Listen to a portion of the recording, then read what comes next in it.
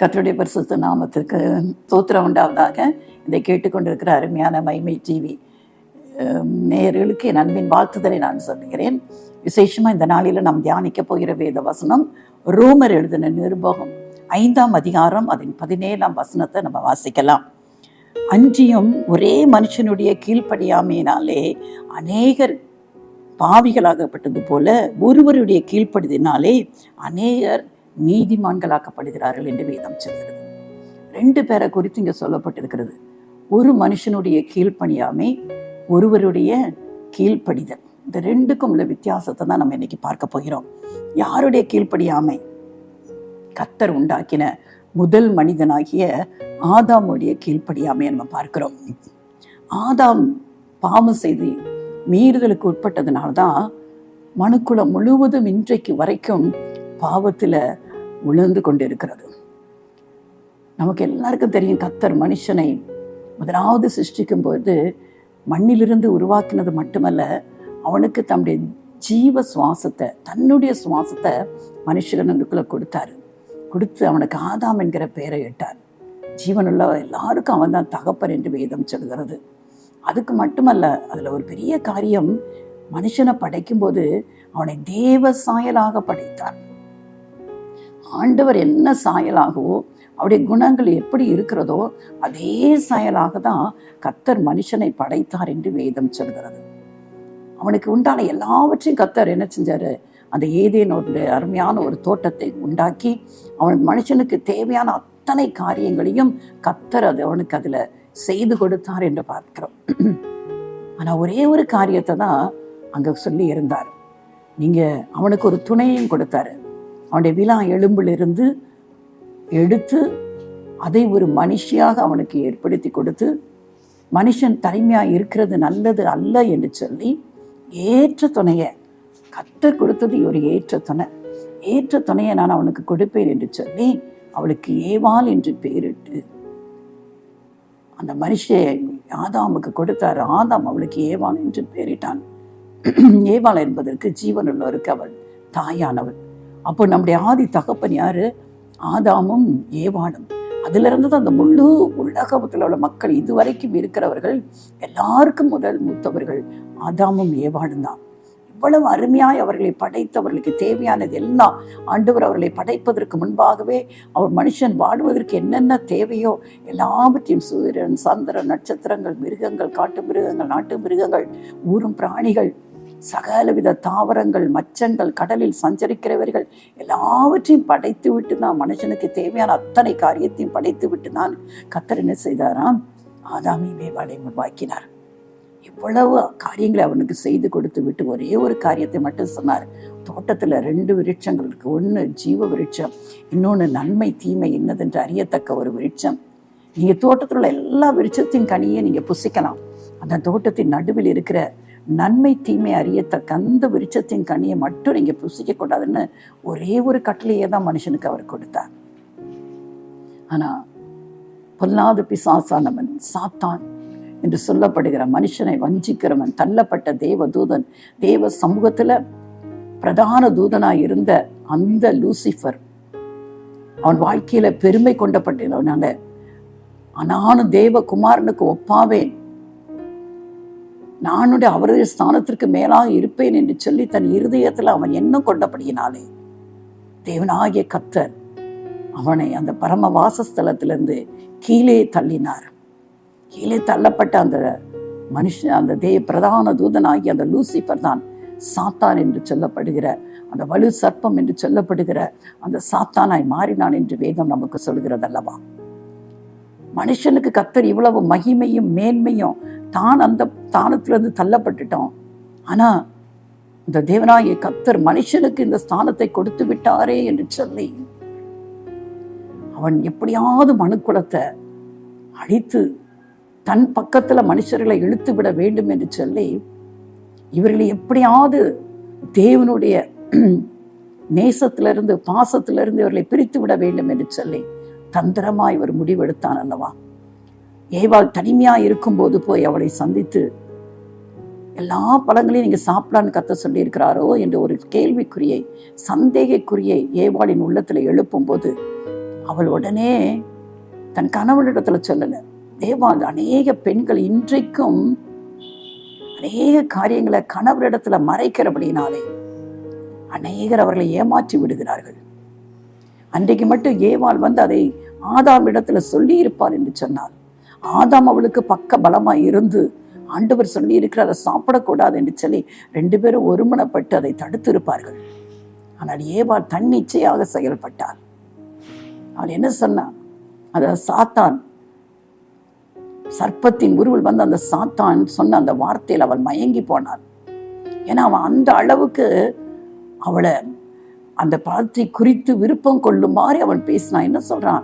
நீங்க சாக மாட்டீங்க. ஆண்டவர் சொல்றாரு, நீ அதை புசிக்க நாளில சாகவே சாவா என்று சொன்னார். ஆனா அவன் என்ன சொல்லுகிறான்? நீங்க சாக மாட்டீங்க, அதுக்கு போல நீங்க யாரை மாறிடுவீங்க? தேவர்களை போல, தேவனை போல நீங்களும் மாறிடுவீங்க. அதனாலதான் தேவன் உங்களை அதை சாப்பிடக்கூடாதுன்னு சொல்லி இருக்கிறார் என்று சொல்லி அவருடைய உள்ளத்துல அந்த கனியை குறித்து ஒரு ஆசையை, தவறான ஆசையை, தேவனுக்கு விரோதமான ஒரு ஆசையை ஏவாள் இடத்துல அவன் உருவாக்கி விட்டான். இன்றைக்கும் இந்த உலகம் முழுவதும் பிசாசு செய்கிற காரியம் அதுதானே.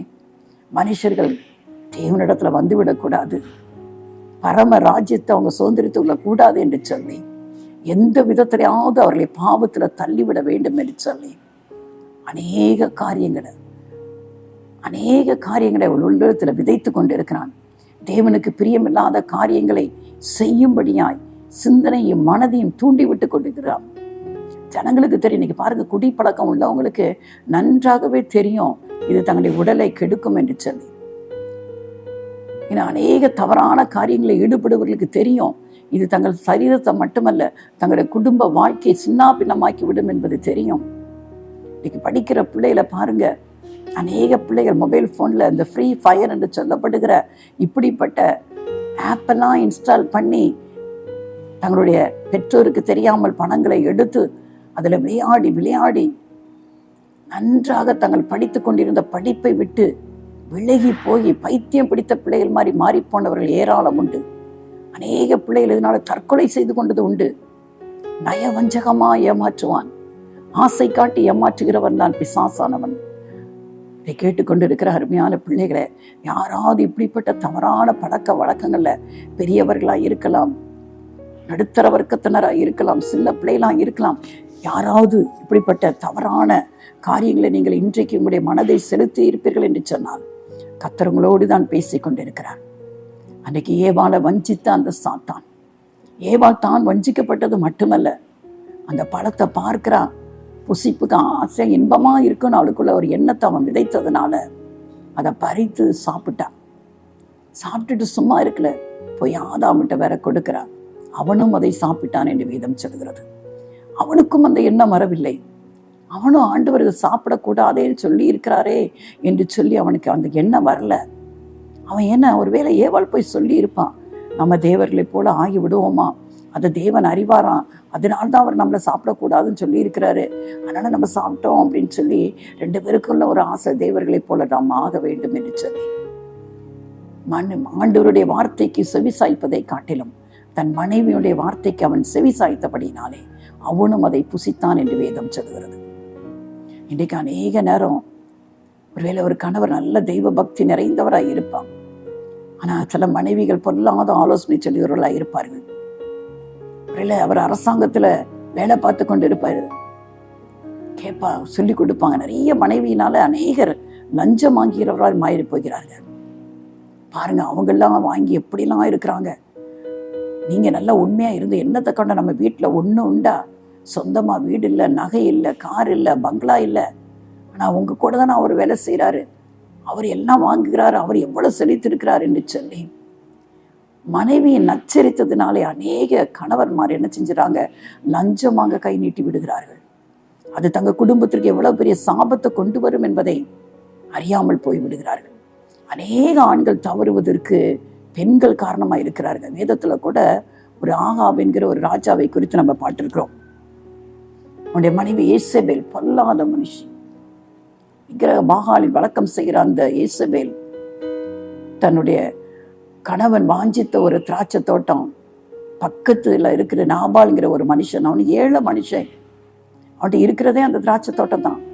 அதற்கு இவனுக்கு ஆசை வந்துட்டு அவன்கிட்ட போய் கேட்குறான், எனக்கு அந்த திராட்சை தோட்டத்தை கொடு, நான் இதுக்கு பதிலாக உனக்கு வேற இடத்துல உனக்கு தாரேன்னு. ஆனால் நாபால் தெய்வனுக்கு பயப்படுகிறவன், கர்த்தர் எனக்கு கொடுத்துருக்கிற எனக்குன்னு வந்திருக்கு இந்த சுதந்திரத்தை நான் கொடுக்க மாட்டேன்னு சொன்னதுனால அவனுக்கு வேதனை வந்துட்டு சலித்து போய் வீட்டில் படுக்கிறான்.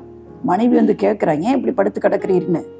அவன் சொல்கிறான், இந்த நாபால் என்கிட்ட கேட்டேன், அந்த திராட்சை கொள்ளையை அந்த திராட்சை தோட்டத்தை கீரை கொள்ளையாய் மாற்றுவதற்காக கேட்டேன், அவன் தரமாட்டேன்னு சொன்னான்னு. உடனே யோசனை சொல்ல, நீ பயப்படாதீங்க, நீ போய் போஜனம் பண்ண, நான் காரியத்தை பார்த்துக்கிறேன். பாருங்க, இந்த ராஜா மனைவி யேசபேல் பொய் சாட்சி சொல்லுகிற 2 பேலியாளின் மக்களை ஏற்படுத்துகிறார். தேவனது ராஜாவின் தூஷித்தான் என்று சொல்லி நாபால கல்லெறிந்து கொள்ளுகிறார்கள். கல்லெறிந்து கொன்று விட்டு போய் அவட்ட சொன்னா, இப்போ போய் நீர் அந்த திராட்சை தோட்டத்தை எடுத்துக்கொள்ளும் என்று சொல்லி. ஏன்னா கேட்கறதுக்கு ஆள் கிடையாது இல்ல. ஆனால் தேவனுடைய தீர்க்கதரிசினால் அவன் எச்சரிக்கப்படுகிறான், நீ இதை செய்தபடியினாலே உன் ரத்தத்தை நாய்கள் நக்கும் என்று சொன்னார். யேசபேலின் சரீரம் இன்னதென்று தெரியாதபடி அவருடைய சரீரம் எருவாக போய்விடும் என்று சொல்கிறார். தேவனுடைய அந்த சாபத்தின் வார்த்தைகள் கடந்து வருது, தண்டனையின் வார்த்தைகள் கடந்து வருகிறது. ஒரு நீதிமானாய் இருந்த அந்த நாபாலினுடைய வாழ்க்கையில ஒரு மனைவியின் சொல்லை கேட்டு அவனை கொலை செய்வதற்கு அவன் தூண்டுகோலாய் மாறிவிட்டான். காரணம், அவனுடைய மனைவி. இன்றைக்கு அநேக பெண்களின் நிமித்தம், பெண்களுடைய வாழ்க்கை, பெண்களுடைய குணங்களின் நிமித்தம் அநேக கணவன்மார்கள் திசை தவறி போகிறத நம்ம பார்க்கிறோம். ஆண்டவர் சமூகத்தில் அப்படிப்பட்ட மனைவியா நம்ம இருக்கக்கூடாது. ஏவாளுடைய வாழ்க்கையில அதுதான். ஆண்டவர் எவ்வளவாய் பெரிய காரியத்தை வைத்திருந்தார். அனுதினமும் அவர்களோடு பகலின் குளிர்ச்சியான வேளையில் ஆண்டவர் அவர்களோடு வந்து விளாவிக் கொண்டிருந்தார் என்று வேதம் சொல்கிறது. அந்த மேலான பாக்கிய வாழ்வை அந்த ஒரு கீழ்ப்படியாமை என்கிற பாவத்தின் நிமித்தம் அவர்கள் இழந்து போனதை பார்க்கிறோம். கர்த்தர் அந்த ஏதேன் தோட்டத்தை விட்டே 2 பேரையும் விரட்டி விட்டார் என்று சொல்லப்பட்டிருக்கிறது. ஏதேன் தோட்டத்தை காவல் பண்ணும்படியாய் சுடரொளி பட்டயங்களை வைத்து விட்டார் என்று வேதம் சொல்கிறது. தேவ சாயலாய் இருந்த மனிதன் இன்றைக்கு கீழ்ப்படியாமை என்கிற பாவத்துல விழுந்து போனானோ, அன்றைக்கு அவன் தேவ சாயலை இழந்து போய் மனுஷ சாயலாய் மாறி போனான். பாவத்தின் சாயலாய் மாறி போனான் மனுஷ உலகம். அதான் வேதம் சொல்கிறது, ஒருவனுடைய கீழ்ப்படியாமையினாலே. அதற்கு பிறகு வந்த சந்ததிகள் எல்லாமே கீழ்ப்படியாமையின் சந்ததிகளா இன்று வரைக்கும் கீழ்ப்படியாமையின் ஆவி எல்லாரிடத்திலும் கிரியேட் செய்து கொண்டிருக்கிறது. சிறு பிள்ளைகள் கூட ஒரு வேலையை செய்ய சொன்னா உடனடியாக மனப்பூர்வமாய் செய்கிற பிள்ளைகளை நாம் விரல் விட்டு எண்ணி விடலாம்.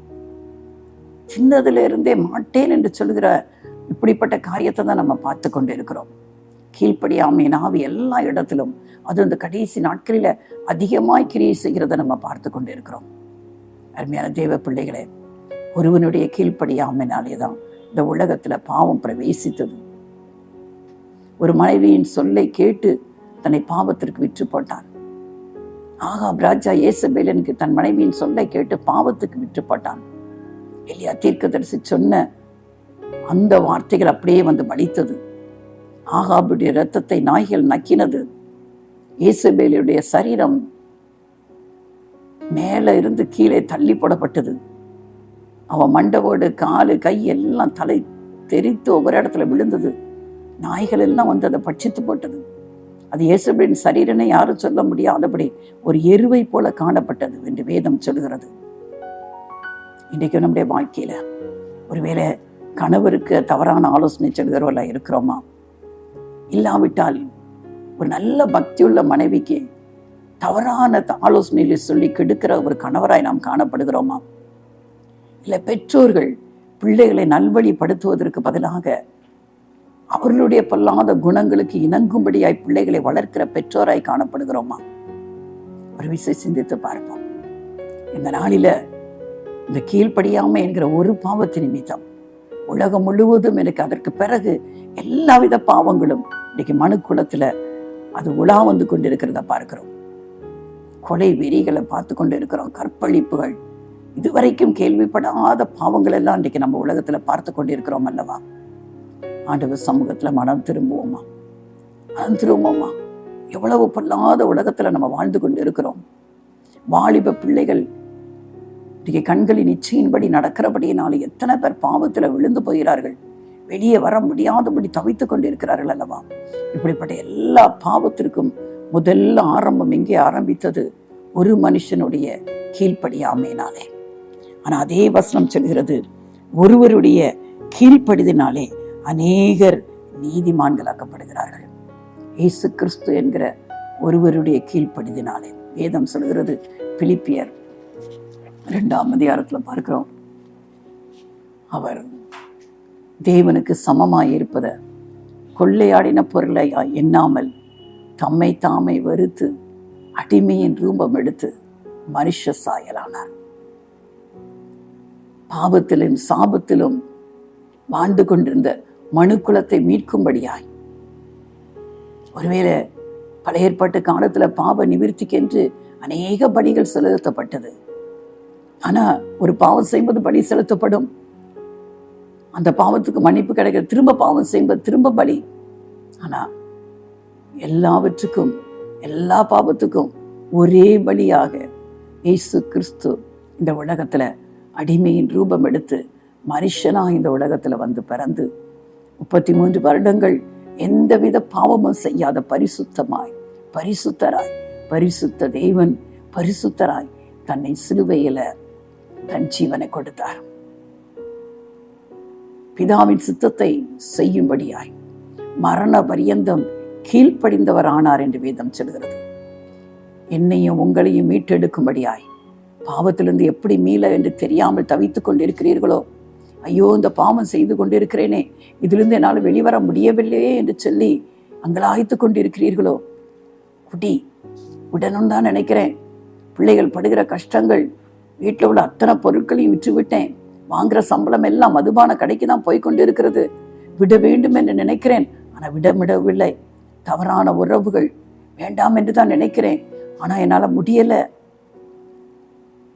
லஞ்சம் வாங்கி கொண்டு இருக்கிறேன், விட்டுவிடணும்னு நினைக்கிறேன், ஆனா முடியல. எத்தனை பட்ட போதை பொருள், எத்தனை விதமான பாவங்கள் இன்றைக்கு உலகத்தில் இருக்கிறது.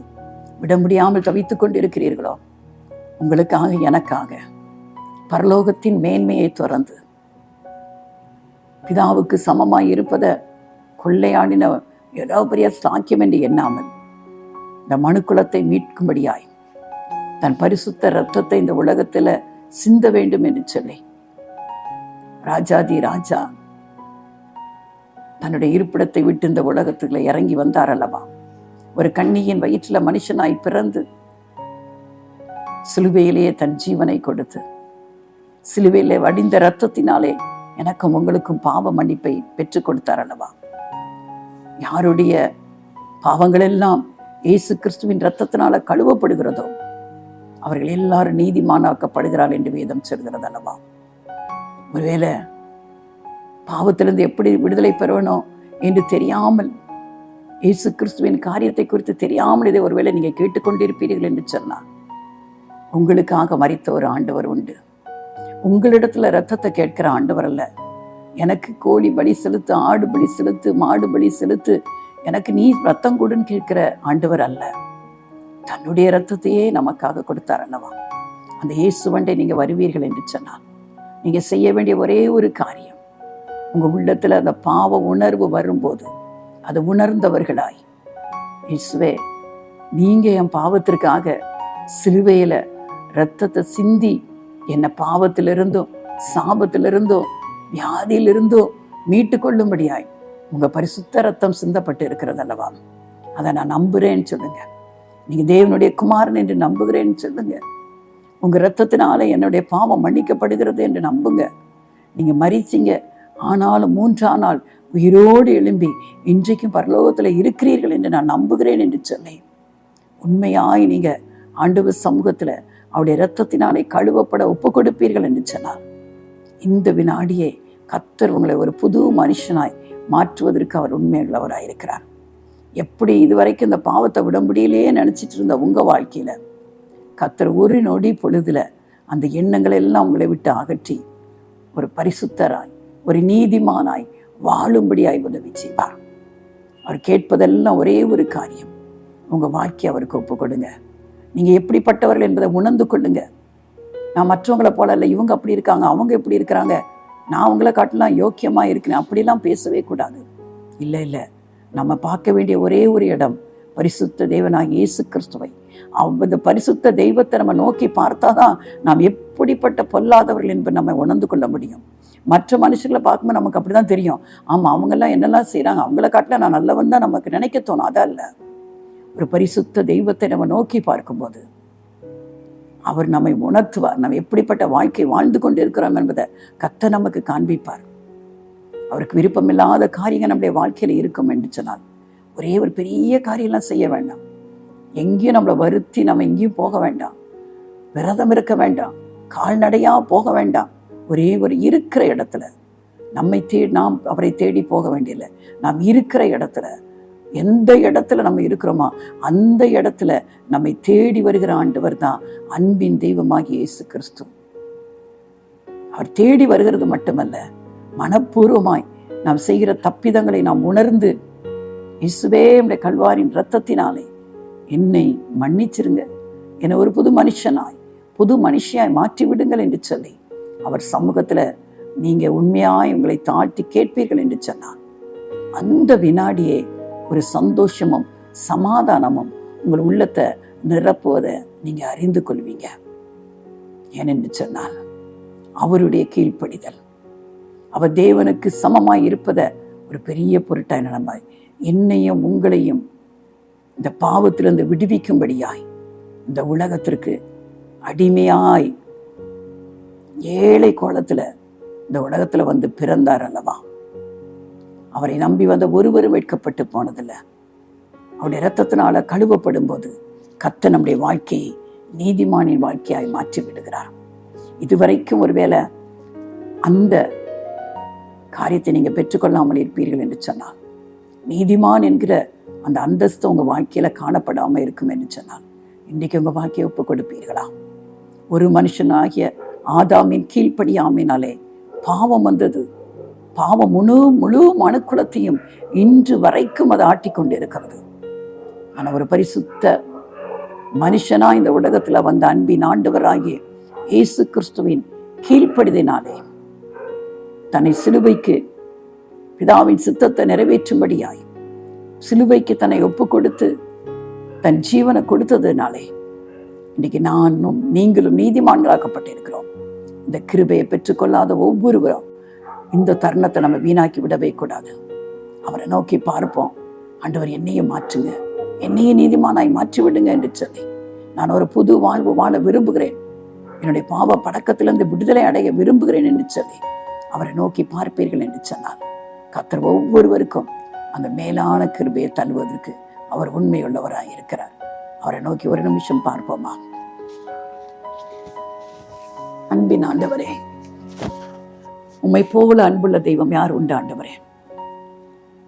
மனுஷனாகிய எங்களை அளவில்லாமல் நீங்க நேசித்தபடினாலதான் ஆண்டவரே, ஆதாமினாலே வந்த அந்த பாவத்திலிருந்து மனுஷன் விடுதலை அடையக்கூடாதபடி இன்றைக்கு அவன் பட்டுக்கொண்டு இருக்கிற பலவிதமான வருத்தங்கள், சிலர் பாவம் அவர்கள் நெருக்குவதனால எத்தனை பேர் தற்கொலை நோக்கி ஓடிவிட்டார்களப்பா. அதிலிருந்து விடுதலை கொடுக்கும்படியாய் இயேசு கிறிஸ்து இந்த உலகத்துல எங்களுக்காய் ஒரு மனுஷனாய் வந்து பிறந்து ஆண்டவரே, சிலுவையில் அவனுடைய ரத்தத்தை நீங்க சிந்தி எங்களுக்கு பாவத்திலிருந்து விடுதலை பெற்றுக் கொண்டீங்களப்பா. இப்பொழுது இந்த வாசனத்தை யாரெல்லாம் கேட்டுக்கொண்டு ஆண்டவரே பாவத்தினால வேதனைப்பட்டு கொண்டு இருக்கிறார்களோ, தங்கள் செய்கிற பாவத்து நிமித்தம் எல்லாவற்றையும் இழந்து தவித்து கொண்டிருக்கிறார்களோ, நான் வாழ்வதை விட சாவதே மேலென்று நினைத்து கொண்டிருக்கிறார்களோ, அவர்கள் ஒவ்வொருவரையும் ஆண்டவரே உடைய அன்பு சந்திக்கட்டும். ஆண்டவரே உடைய கல்வாரின் இரத்தத்தினாலே ஆண்டவரே அவர்கள் தங்களை உணர்ந்து கொண்டு தங்களுடைய பாவத்திலிருந்து விடுதலை பெற்று நீங்க கொடுக்கிற பேர் இன்பத்தை அவர்கள் பெற்றுக்கொள்ளத்தக்கதாய், நீதிமான் என்கிற அந்த அந்தஸ்தை பெற்றுக்கொள்ளத்தக்கதாய் என் ஈசப்பா இந்த பிள்ளைகளுக்கு நீங்க உதவி செய்யுங்க ஆண்டவரே. பாவம் ஆண்டவரே மரணத்தை பிறப்பிக்கும் என்று வேதம் சொல்கிறது. பாவம் அது வேதனை உள்ளது என்று சொல்லப்பட்டிருக்கிறதப்பா. இந்த பாவத்தில இருந்து ஆண்டவரே இந்த முழு உலகமும் கரைப்பட்டு கண்டிருக்கிறதே, இதிலிருந்து ஆண்டவரே ஒரு புது சிருஷ்டியாய், ஒரு புது துவக்கத்தோடு, ஒரு புது மனிதனாய் ஒவ்வொருடைய வாழ்க்கையும் ஆரம்பமாகும்படியாய் இயேசு கிறிஸ்துவின் ரத்தம் சகல பாவங்களை நீக்கி நம்மை சுத்திகரிக்கிறது என்ற வசனத்தின் மூலமாப்பா ஒவ்வொருவருக்கும் ஒரு விடுதலையை கொடுங்கப்பா. ஆசீர்வதிங்க ஆண்டவரே. இன்றோடு ஆண்டவரே எல்லா விதமான பழைய பாவம் மனுஷன் ஒளிந்து போகட்டும், கிறிஸ்துவுக்குள்ள ஒரு புது சிருஷ்டியாய் மாறட்டும். நீங்க அப்படி செய்றீங்க ஆண்டவரே, அதற்காக நன்றி செலுத்துகிறேன். இயேசுவின் நாமத்துல பிதாவே, ஆமென்.